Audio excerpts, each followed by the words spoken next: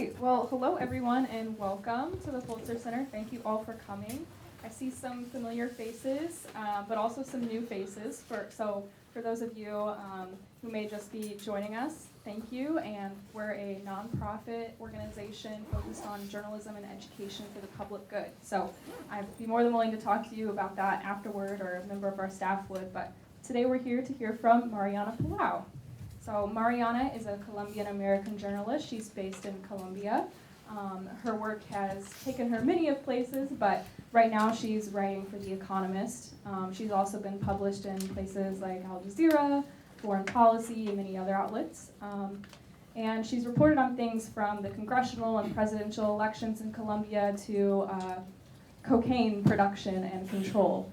And she is going to talk to us a little bit today about the recent peace deal and, more importantly, the implementation of the afterward. But while she's speaking, I would encourage everyone to turn off your cell phones if that's okay, silence them, that works too. And we do have a hashtag if any of you are so inclined. It's hashtag Pulitzer Colombia. So thank you all, and without further ado, Mariana.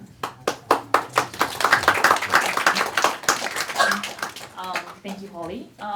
Thank you all for being here. I'm really happy to be able to speak to you about this issue and my project. And just to start off, a little bit of an introduction. So when we won this grant, because it wasn't only me, the Pulitzer Center gave me and two colleagues this grant, we wanted it because we saw this pattern in Colombia that we thought was really worrying. Major media publications out there and outlets were in Colombia throughout the negotiations of the peace deal, but as soon as it was signed, they left. It was like immediate, right? And we thought it was really the wrong moment to lose focus on Colombia because, you know, it's one thing to sign this, and it's really another to do it, right? And this peace deal was incredibly ambitious.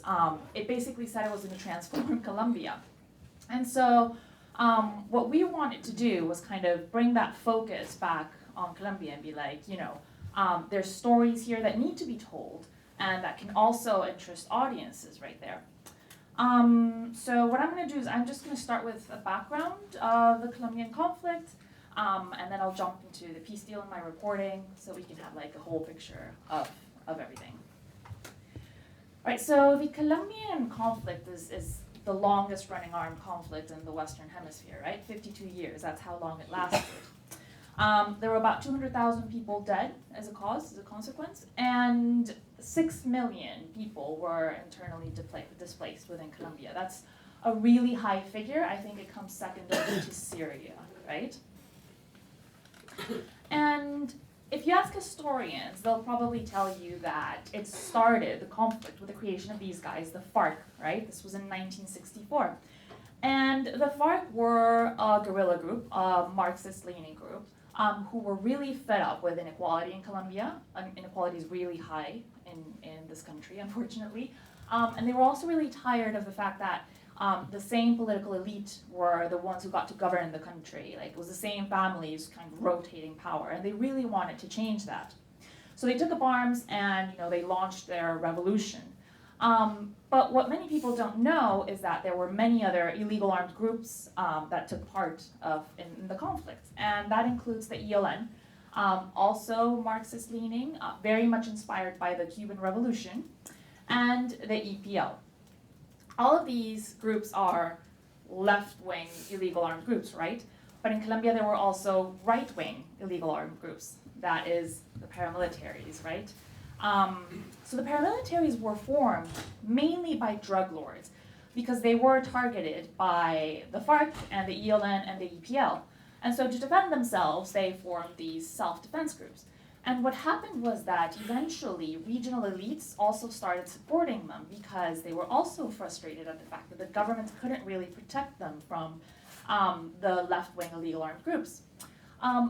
But the thing that you need to know is that they were all incredibly brutal, right? The paramilitaries were known for torture. They would torture basically anyone that they could get their hands on. It was absolutely terrible. And the guerrillas were known for kidnapping, for example, taking hostages. can anyone maybe tell me what they think ties these groups together, aside from weapons, right? What do you think they all have in common? Drugs. Money. Yes. Wonderful. Yes. So all of them are drug cartels. That's how they finance their cause, right? That's Coca. I want to show a picture. I like to show a picture of Coca because it's where cocaine comes from. So it's nice to see like the origins.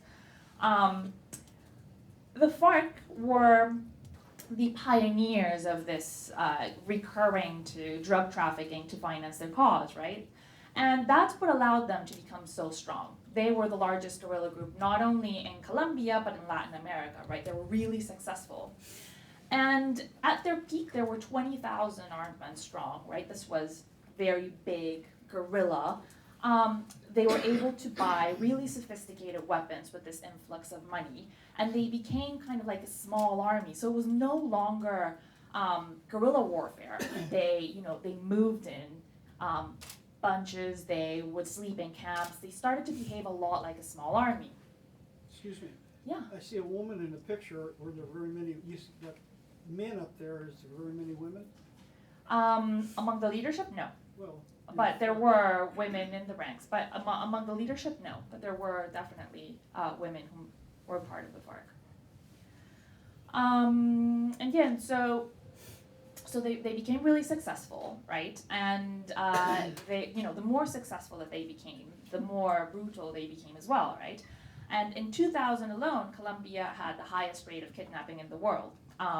3,000 people were held hostage that year, at least. That's a really high number.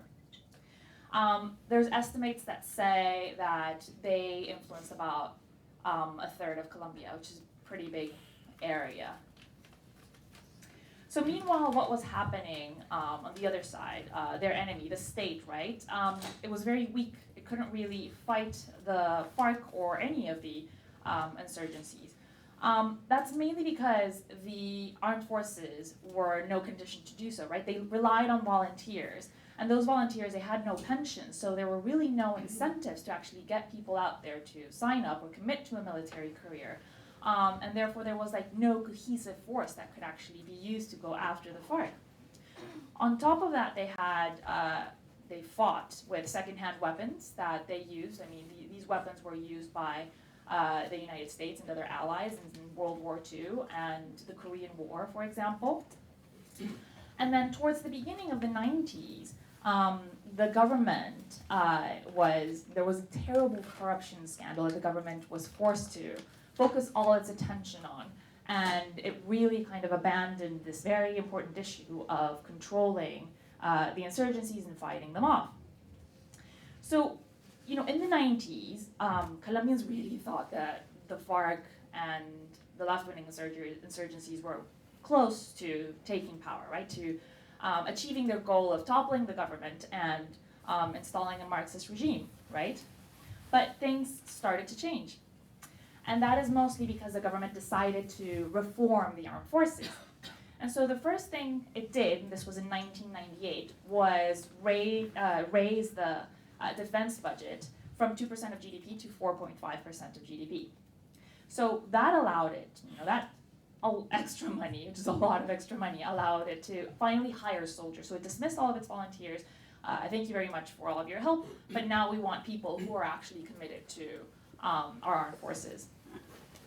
They upgraded their weapons, so now you could see that the Colombian army, for example, had Black Hawks. The Navy had submarines to try to intercept cocaine cargoes. So it was really a massive upgrade. They also were able to train themselves with the Americans, the British, and the Israeli in terms of intelligence. And the government also signed the Plan Colombia. And the Plan Colombia is, to make a long story short, a commitment that the U.S. will give Colombia billions of dollars in aid to help it fight off the insurgencies, which the United States considered terrorists. And so that sets the stage for this man to come along. He was president from 2002 to 2010, Álvaro Uribe Vélez. And as soon as he got to power, he lost no time in using this reformed army and armed forces to fight off the FARC. And he really went after them, and he was able to regain control from many areas, right? He pushed back the FARC, and there were many victories that the army finally had over the FARC, so it was a turning point, it really was. It's important to know, though, that in this pushback, in this effort to push them back, there were also a lot of human rights violations, right?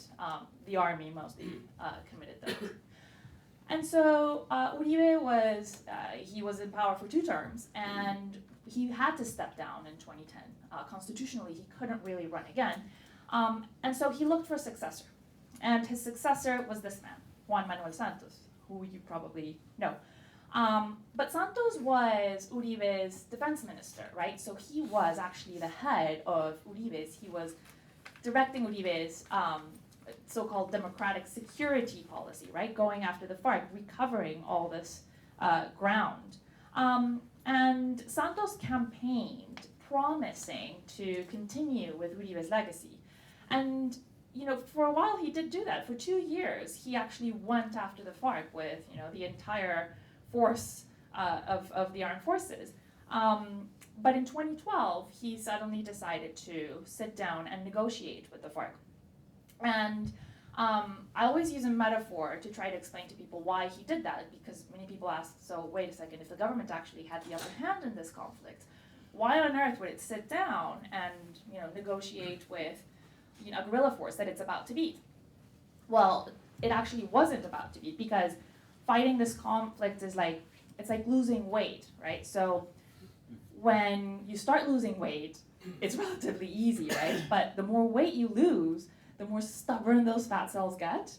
So that's exactly what fighting the FARC is like, right? So it's one thing to bomb them when they sleep in camps and when they move and in like big battalion type structures, but when they retreat to the jungles, good luck finding them. It's really, really hard, right? So Santos realized that the only way to actually disarm Colombia's largest guerrilla group and to end the conflict was to sign a peace deal. And so it took him about 4 years to sign this peace deal. He finally did it in late September 2016 to much international fanfare, right? So you can see him there, he's shaking hands with FARC leader Timochenko, and you can see that there's a lot of international figures behind him. There's Raúl Castro, he was president right there, Mauricio Macri, Argentina's president, Ban Ki-moon, then UN Secretary General. And there was much hope. Colombia was like a beacon of hope, right? And what happened was that Santos had promised Colombians that he would put up this deal to a vote. He told them, you get to decide whether this is a reality or not. And to everyone's surprise, they said no. By a very narrow margin, but they said no.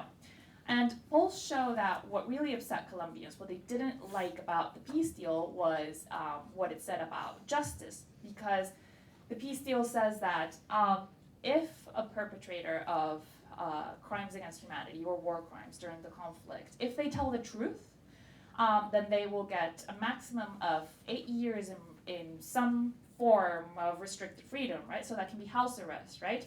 Or they can send you off to a farm and you can plant potatoes, but it's never prison. And Colombians didn't really like that. And that's why we believe that they said no. So Santos was forced to go back and try to negotiate this deal, but in the end, he couldn't really change the subject of justice, right? Because the FARC were like, we're not going to prison. I mean, we're not gonna, this is ridiculous. Why would I go to prison? I'd rather go back to the jungle and we'll stay in this stalemate state forever.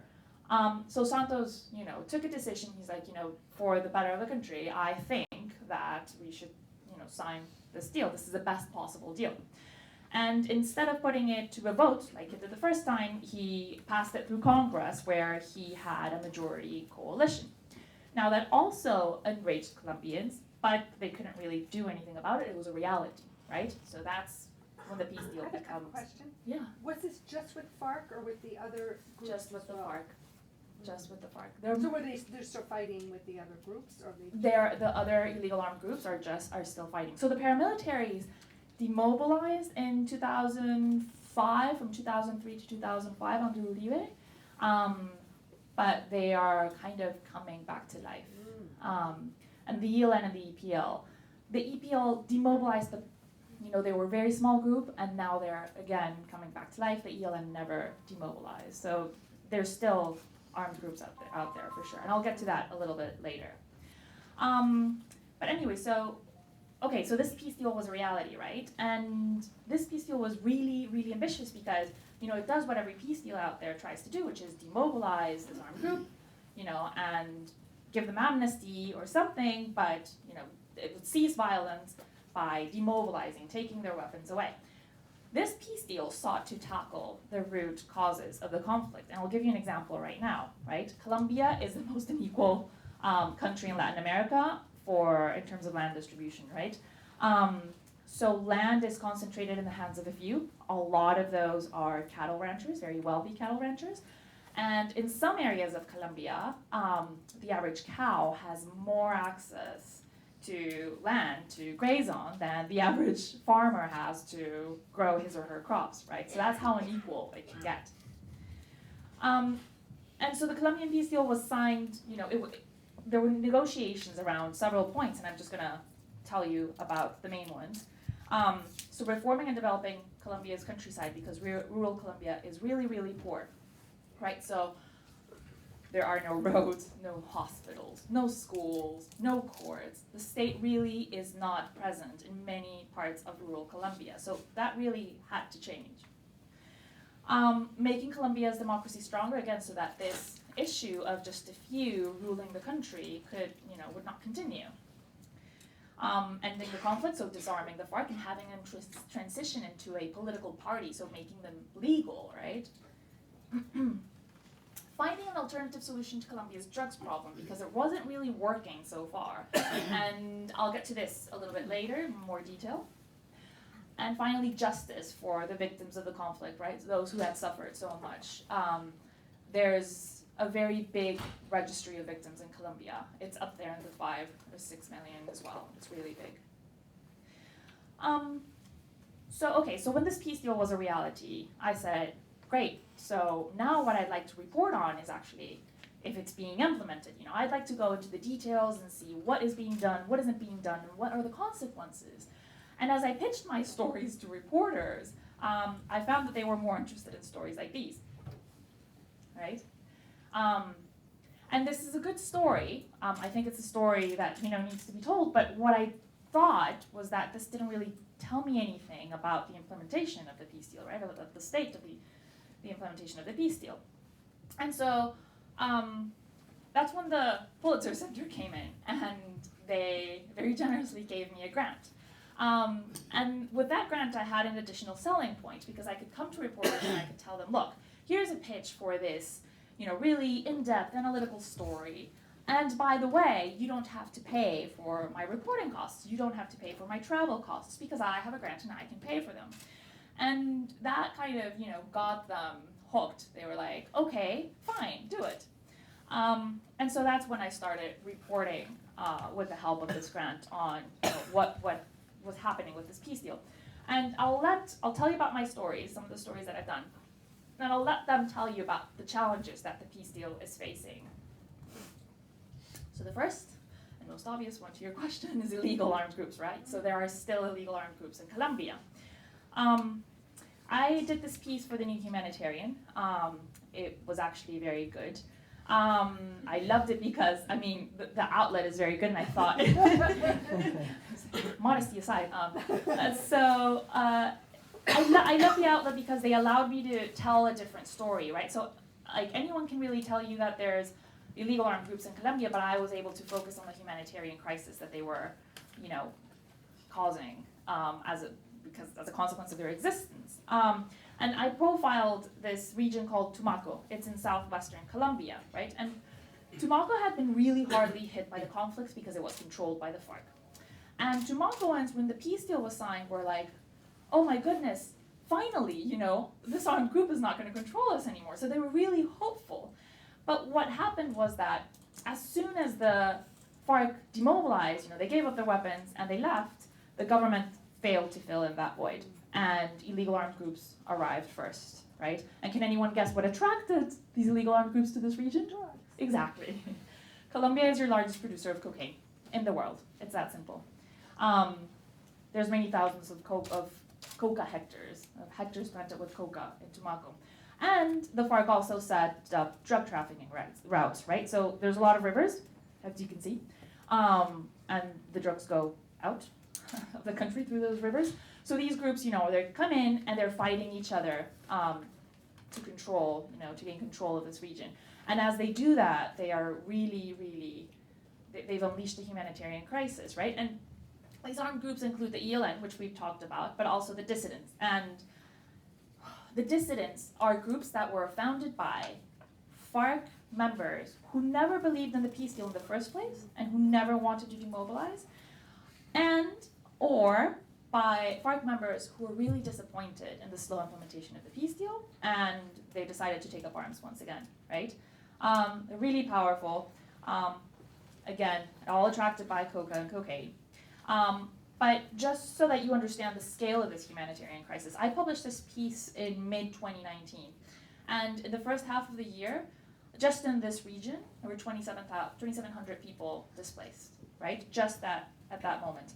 Overall, in Colombia, there were 5.1 million people in need of humanitarian aid, assistance, and that's up from 4.2 in 2018, right? This is all after the signing of the peace deal. So it really tells you that there's something wrong in this region of the country. Yeah. You said that the FARC formed some of the dissident groups. Mm-hmm. Did the paramilitary groups form any dissident groups, or did they just go plant potatoes? So it's a very good question, because Colombians have this habit of naming things in such different ways and acronyms. So you really get very confused. But you could technically say that the paramilitaries have dissident groups as well. It's just they're not called that way, right? So they demobilize, but there's groups that are kind of, residual, they call them, paramilitary groups. But it's the same principle. So yeah.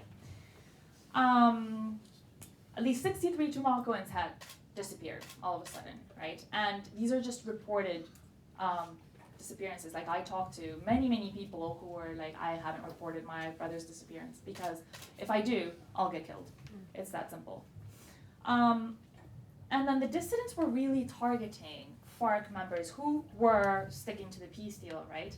Some of them have been killed as well, and some of them have had to flee the region, right? Because they really want to lure them back into drug trafficking and violence, right? So this region of the country is in a lot of trouble.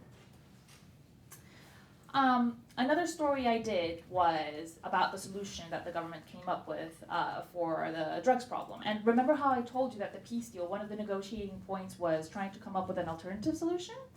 Right, so this is what I'm talking about, right?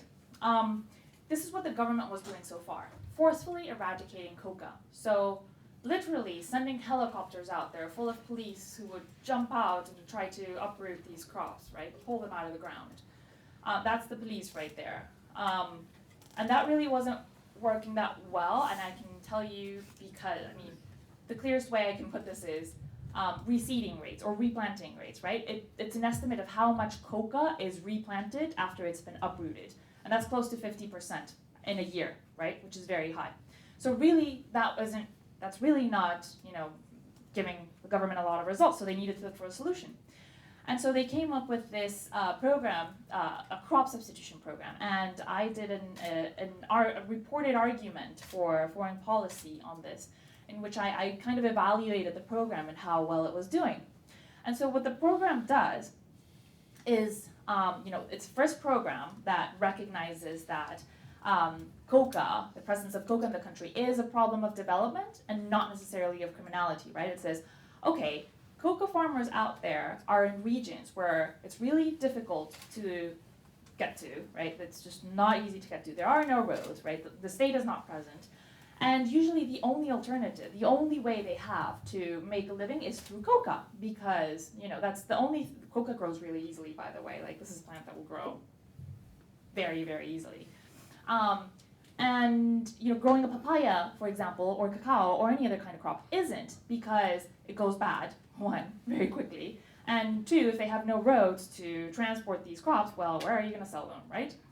With Coca, what happens is somebody from the illegal armed group will come to your doorstep and be like, yeah, hi, can I add those Coca leaves, please? Thank you very much. And then they'll go, right? So it's much easier for a farmer to actually grow Coca than any other crop, and that's a problem of development. Again, armed groups force them to grow Coca. Once you as a farmer start to sell Coca to an armed group, you won't be able to stop it. Right? It's very difficult to stop because they will come and they will threaten you. If you want to leave, they'll be like, fine, I'll kill you. So what the program said was, okay, farmers, what about you give up Coca and I'll give you a stipend, a monthly stipend for a year. And I will also offer technical assistance so that you can transition to a legal crop. Meanwhile, I will also build roads and try to set up markets so that you can sell your crops. And 100,000 families signed up for this program, right? It was really big. But there were a lot of challenges because it was just too slow. So farmers hadn't received the stipend after a year, right? They were still waiting for 6 months of stipend. It was really, really slow. And I talked to farmers that had been waiting for this technical assistance for 2 years. They were like, we've uprooted our crops, the only way we had to make a living. And we don't have the papaya, the cacao, the potatoes, whatever it is that was supposed to help us transition into a legal way of making a living. However, I found that this was still the best bet that the government could take to actually eliminate their coca problem. Because guess what? Reseeding rates are close to zero, right? So these farmers are not replanting coca. It's incredible, even though they're broke and they're struggling to eat, they're not replanting coca. And when I asked this source, Marcos Rojas, he is a coca farmer. And when I asked him, but why haven't you? It didn't make a lot of economic sense, right? I was like, why would you not go back to coca? If you're having trouble buying food, why not go back to coca? And he said, look, I just don't want these illegal armed groups breathing down my neck anymore. I just, I don't. So the cost-benefit relationship had that additional component where their lives were also at risk. So this is actually a very good solution for the coca problem. And then I also focused on justice for victims. There's a lot of different types of victims in Colombia. There's, for example, victims of sexual abuse. There's many, many of those. There's victims who have lost their entire families, right? There's victims who have been displaced. And I couldn't focus on all of them, so I focused on displaced victims and victims of land theft. This was a piece for World Politics Review.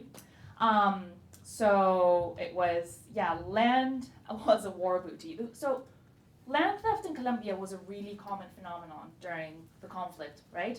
And the way it would happen, paramilitaries were the main perpetrators of this crime. The way it would happen, it would be like, you're a farmer and you're in your farm, and one day these paramilitary groups come to your farm, they're armed, and they tell you, you gotta leave, and you can never come back. And if you don't leave, I'm gonna kill you. And to prove that I will kill you, I'm gonna kill your brother. And they did that, right? And then when finally the family was like, well, if I don't leave, it's either leaving or death, and they left, the paramilitaries would bribe a government official to have the land transferred to their name, right? And that's how land theft, worked in kind of general terms. And so there was a law that the government passed in order to try to give victims of land theft their land back, right? And what I did is I went to this region in Colombia called Urabá. It has the largest concentration of stolen land in all of Colombia, and I looked at this law and tried to see if it was working, if it was actually working, and it really isn't. Because this is the estimate of how many hectares were stolen during the conflict, 2 million, and of those 2 million, only 316,000 were returned when I did this story to their rightful owners. That's not a lot, right? And this law is going to expire in 2021 or 22. So it's really slow. The problems with this law are mostly security problems because the paramilitary or the residual paramilitary groups that I was talking to you about, they are in these areas. They're still in these areas. And it's really dangerous for government officials and judges to go there and actually find out, whose land this is. So that's kind of the main challenge.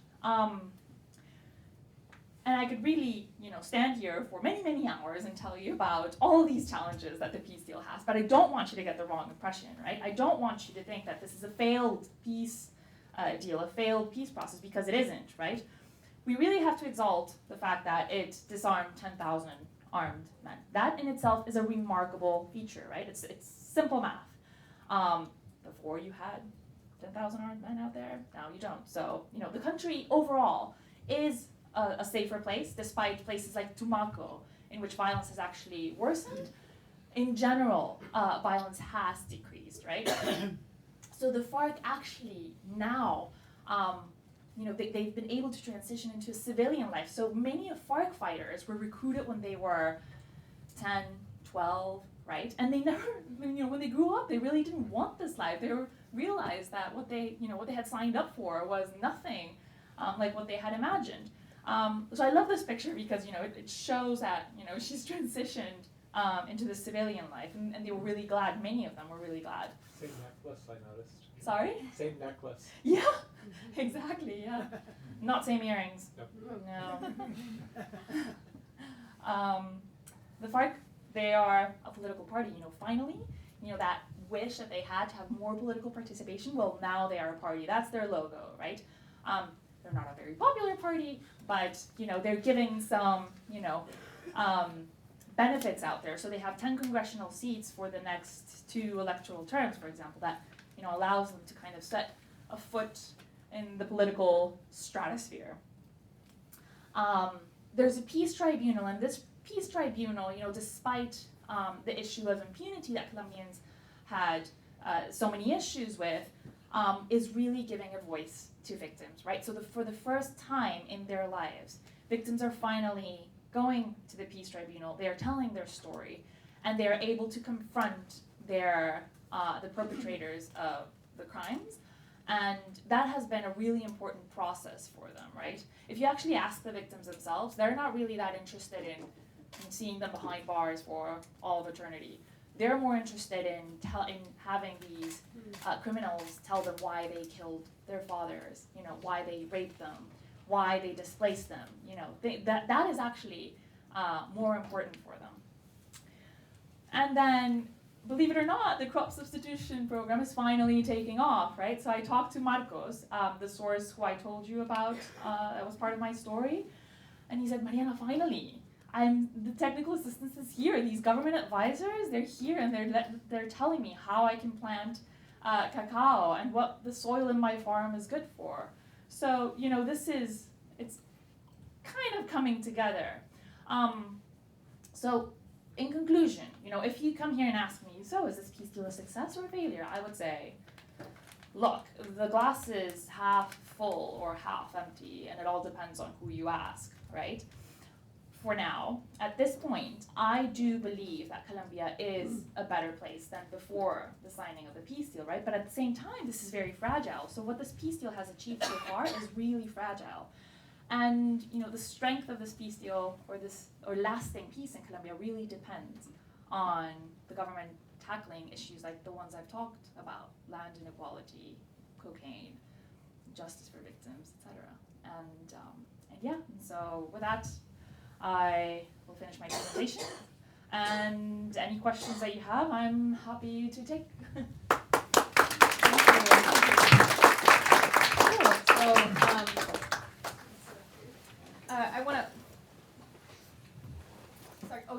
I want to make sure we have enough time for everyone to ask questions, so I'm just going to ask one.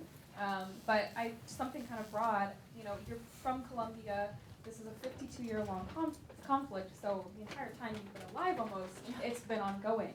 So I wanted to ask, what most surprised you when you started this story? I guess how intricate a conflict can get, and the many side effects, so to say, that occur around a conflict, and then how hard it is to actually fix these issues. Especially in a country like Colombia, because Colombia, for example, it only collects 14% of GDP in taxes. That's really not much, right? And this is a very expensive peace deal to implement. So yeah, I just think like, the magnitude and how many, conflict has touched everyone's lives in Colombia. And so yeah, the magnitude of this issue and then how many issues actually resulted from this conflict is kind of what I was never aware of, even though I was Colombian and lived in Colombia my entire life. Thank you. Questions? Yeah, of course. Hi, I'm Aman. I'm a journalist myself. Could you please stand and just introduce yourself? Of course. Hi, I'm Aman. I'm a journalist. So you said that your editors weren't interested in this story. I wonder why. I mean, to any editor, that should be a great story to kind of see how a peace deal is being implemented, who are the partners, if they're sticking to their sides or not. And secondly, as a result of this, are these stories able to find any traction within Colombian market space of journalism? Thanks. Yeah. So I agree with you, right? I'm like, why on earth would you not want, a story like this one? I don't know, I think sometimes editors think they know what their audiences want, but maybe they don't. I think definitely editors need to be open to that possibility, right? Because after I've written these stories, I've actually had some of these editors come back to me and tell me, can you pitch more stories? You know what I mean? So that means that, it was actually a good story and it had some traction. But I also think that, there's, many publications out there are just desperate for clicks. They're desperate, to give people something to click on. And they think that, people out there have very short attention spans and then that they will only click on the most sensationalist issues. And these are not sensationalist headlines, right? They really aren't. But it also depends on the kind of editor, right? There are some very serious publications out there that are really interested in it. I mean, some are just, I gave you a few examples, but I don't think they're the majority. So yeah, it's a balance that you have to strike. Other questions? Yeah.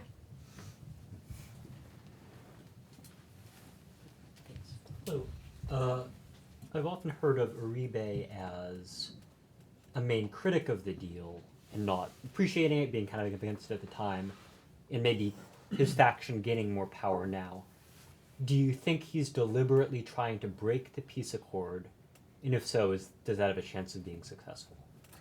So if he is, I don't think he has a chance because Santos found a way to actually include the peace deal, or the main parts, the most important parts of the peace deal, as part of the Constitution. So it's very difficult to actually, attack it and completely eliminate it from Colombians' lives. So the issue with Uribe is really interesting because, Uribe and Santos were actually allies. They were close at a certain point. And Uribe secretly tried to negotiate with the Farc. There's actually records of that. There's many stories, and we will never know the full story of why Uribe was against Santos's peace deal. But I can tell you that, the issue of impunity was definitely a component of it. Uribe always said that, look, I negotiated this peace deal with the paramilitaries and they did go to prison. And that's true. Many paramilitary leaders did go to prison. In fact, a lot of them were extradited to the US. That actually broke the terms of that peace deal. But anyway, and then there's also an issue that Uribe was, his political backers did really come from very powerful landowning families. And so many people believe that, when that point of the peace deal was signed, that, transforming Colombia's countryside and trying to make it more equal, that's kind of when Uribe and his followers kind of started to really attack the peace deal. But Uribe did become the main foe of this peace deal, he always says. And I like to be, this is a really contentious issue in Colombia. Colombia is really divided. It's a very polarized country. So if you say anything about either Santos or Uribe, you're either a Santista or a Uribista, and you might not be either, but you're still labeled as one, right? So yeah, I mean, Uribe says that he was opposed to this peace deal. He says, I'm not opposed to peace, I'm opposed to this peace deal. And, you know, that might be true, but then would the FARC have demobilized if it was, you know, a more strict peace deal? You know, that it's all, and it all depends on who's on power, you know. You think like a statement. Santos was a statesman, and he said, I think it's the best solution that we can get, and I'm the president, so we're signing it. You know, that's why people elected him. Yeah. Great. Other questions? Hi, thank you. I'm Jeanette. Can you talk a little bit about, you may have talked about this earlier, can you talk about U.S. policy as it associated with the peace deal? Yeah. Are they involved, and what do the people there think about our current administration and so forth? And what does the future look like Yeah. of U.S. policy? So U.S. policy in Colombia. Colombia is the U.S.'s most important ally and closest ally in the entire Latin American region, right? So it's a very broad policy, and it encompasses so much. So I can't tell you about everything, but I can tell you about some things. So for example, the U.S. Pours a lot of money into Colombian programs through USAID, but it can't contribute to the substitution program that I talked about because it's against U.S. law. Why? Because the FARC are part of that program, right? It's a joint program between the government and the FARC to try to get farmers to sign up for this program. And because the FARC are still on the U.S.'s terrorist list, they're not allowed to fund this program. And this program could really do with a lot of money. Let's just put it that way. It lacks funding. So there's that issue. The U.S. has a very important role in military intelligence, military aid to fight off the insurgencies. I would say that's very, very meaningful. But there is a really strong pressure on eradicating Coca, especially from this administration. And that, is not always productive. Forcefully eradicating Coca, as I told you, has very high replanting rates. At least 50% of the Coca is planted again within the next year. And so that way of eradicating Coca is not proving successful. That's a quick way, right? Because you can definitely attack more crops in less time. But in the so if the US maybe were willing to wait more years in order to see results in reduction of Coca hectares, then maybe crop substitution programs could be bigger. They could help more families. But there's a really strong pressure to actually lower the amount of hectares planted with Coca. And, that's not having the best consequences. But it is also a problem that needs to be tackled. So I can tell you about that.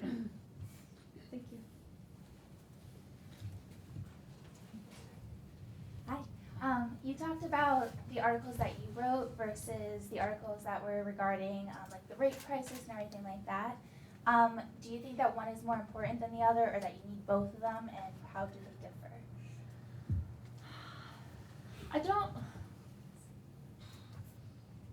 So look, if I'm going to be objective, which I maybe can't because I'm comparing my articles, to. But if I do put myself in like an editor's shoes or something, I would say, the kind of story that I showed you as an example is an important story, and people are going to be attracted to it, right? But what I do think is that there's too many of that kind of stories out there, and not enough of, holding the government and the FARC accountable for what they signed, and that I have a problem with. So yeah.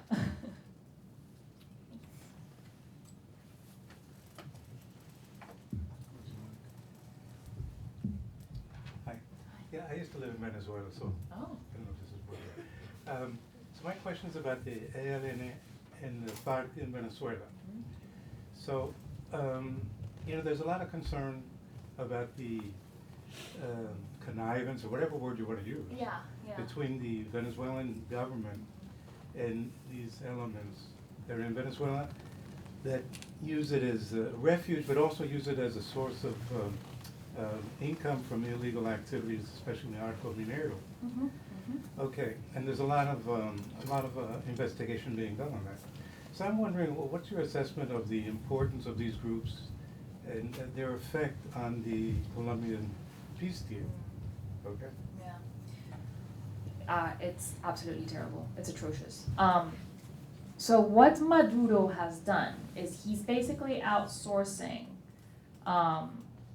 security, so to say, to illegal armed groups in Colombia and Venezuela and illegal armed groups. But yeah, as you say, so the ELN is one of the groups that is actually, that he uses to maintain order in the Arco Minero region. And this is a region where there's a lot of mining activity. So the only way he can have a state presence throughout the country is through these illegal armed groups. And he supports, say, the ELN because, you know, in a way they have similar ideologies, right? So in that sense, he has an excuse to do it, but I think there's no question around the fact that he really seeks to also destabilize Colombia through granting refuge to these illegal armed groups. And that's a serious problem because that's a dictatorship. I mean, we can't really lie. It is a dictatorship, right? And the rules are different. And Colombia, you know, can't go after these illegal armed groups in Venezuelan territory unless it wants to engage in a war with Venezuela, which it doesn't, I hope. But, you know, it would be really different if the Colombian armed forces could go after the insurgencies within Colombian territory. It would be really, really different. But, you know, it gets really difficult as soon as they take flight and go across the border. So it really makes things very, very difficult. And now there's many drug trafficking routes that actually go through Venezuela. And there's another region that is similar to Tumaco that is on the border with Venezuela. That's where all the coca goes to, Venezuela. And then it goes to Africa. So the current situation in Venezuela really complicates things for Colombia. Yeah. Let's go right up here.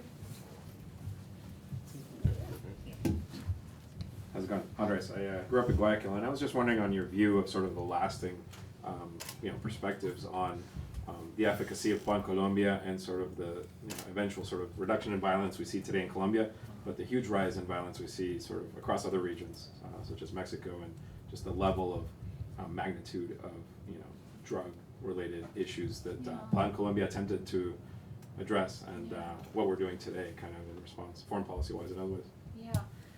Thank you. So look, I think Plan Colombia had its successes, it had its failures, pretty much like any piece of foreign policy out there. In terms of actually giving the armed forces the resources that they needed to, and this could be something as simple as gasoline, right, for the helicopters, that kind of thing.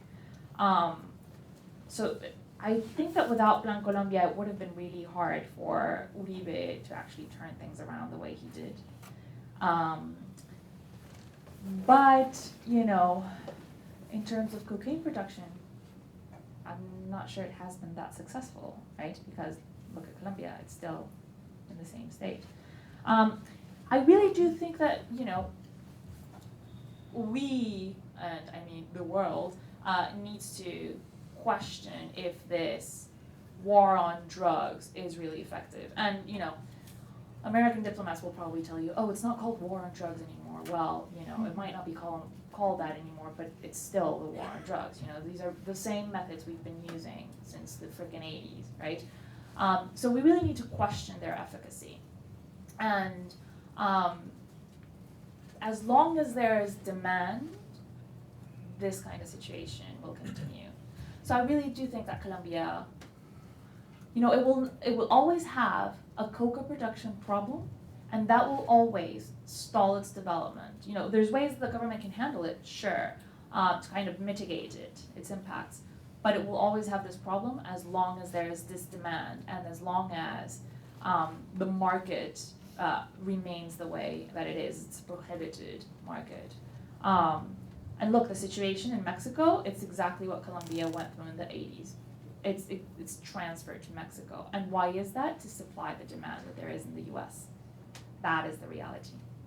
So yeah, it makes you kind of question, should we do something different? And I really do think it's incredibly, and Santos used to say it too. He used to say, we kind of need to think about legalizing these things because the demand is there.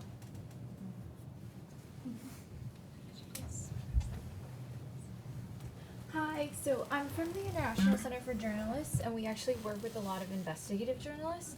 So I would love to know more about your personal experience as a journalist in the field, as an independent journalist, some of the challenges that you face, or what resources could help you produce better stories that have a wider appeal, or just anything that keeps you safe in the field and advice that you would offer to others. Yeah, I think that, what a lot of journalists out there probably don't have maybe enough protection, you know what I mean?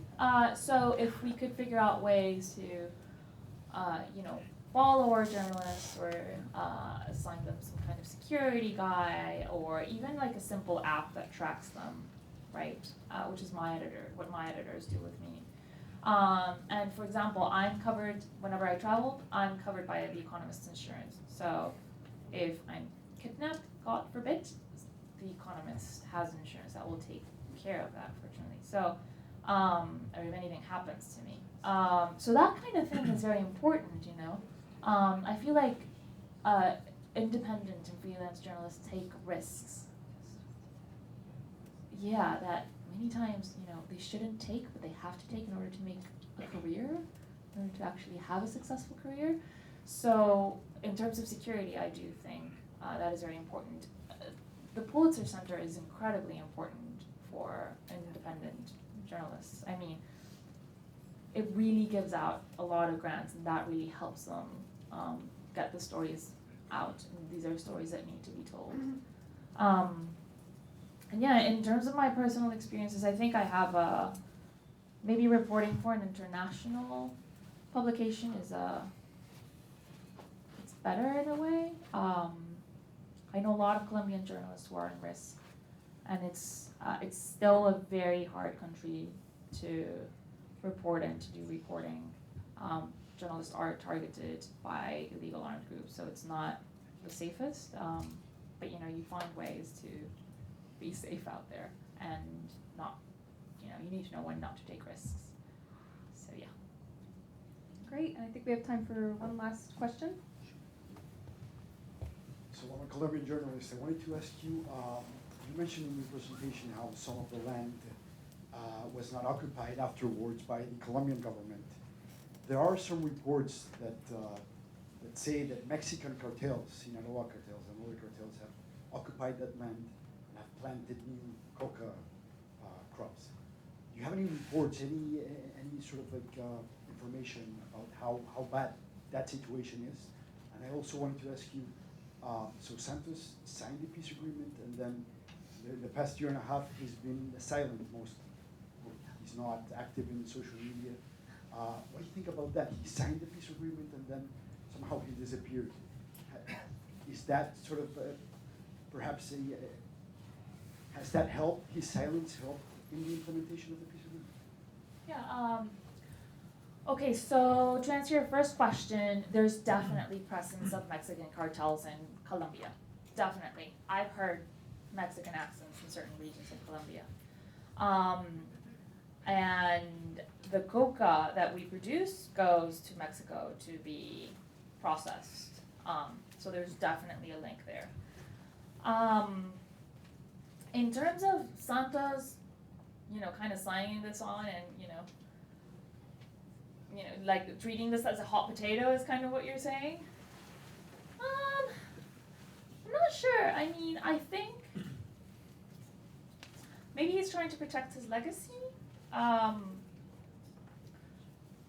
You don't really see Obama, out there giving his opinion about every political issue, which I'm sure he has them, right? I think Santos had a very tough presidency. I think he's really enjoying his time off, for one. But also, you know, it makes it really hard on his successor to have this figure who was once almighty and who can say, it's very easy to say, I did things better than you did, right? Because it's very difficult to rule this country. It really is. So, you know, I think he had that experience with Uribe, and Uribe was really popular, and he was able to mobilize a lot of opposition towards him, and I think maybe he said, maybe I don't want to, that's not what I want to do, maybe that's not his kind of character. But a lot of people do feel like, you know, now we're left with this problem, right? And what can I say? Those are like gajes del oficio. They come with a job. It's that simple. So I personally think it's great. He's like, I don't want to, you know, a president who is already, you know, retired. I mean, I'm not sure it's that relevant for him to always be on top of things and trying. He wasn't very popular either when he left office, right? People didn't really like him. So maybe that's a decision. That's also why he's taken the decision to take backstage and be silent. Yeah. Great. Well, thank you all so much, and thank you, Mariana. We hope to see you at other events, but until then, I hope you have a great evening. So thank you. Thank you.